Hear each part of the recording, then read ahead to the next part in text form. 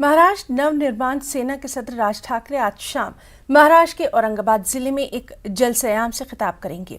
इंतजामिया की जानिब से इस रैली के लिए राज ठाकरे को 16 शराइत के साथ इजलास मुनक्किद करने की इजाजत दी गई है।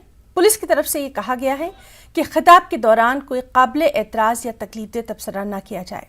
राज ठाकरे जो कभी मराठी मानुष की सियासत करते नजर आते थे, अब खुद को हिंदू लीडर के तौर पर पेश करने में मसरूफ हैं और ऐसे में इस जलसयाम में राज ठाकरे किन मसाइल को उठाते हैं उस पर सभी की निगाहें हैं।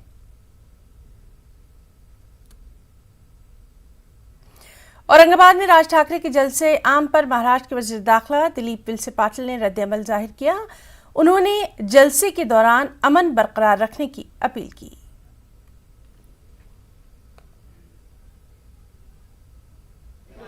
पुलिस बिल्कुल सतर्क है और जो परमिशन दी है रैली के लिए वो टर्म्स और कंडीशन के साथ दी है। तो हम एक्सपेक्ट करते हैं कि जो रैली लेने वाले लोग हैं इन्होंने जो अटी और शर्ती उनको दिया है उसका पालन करना चाहिए और पुलिस बिल्कुल सतर्क है कि कोई किसी गड़बड़ नहीं हो, ये सब शांति से पूरा हो। कोई अपील जारी करना चाहेंगे आप लोग? मैं अपील सभी समाज से यही जारी करना चाहूँगा। अभी देखिए कि 2 दिन बाद अभी ईद है, रमज़ान ईद है।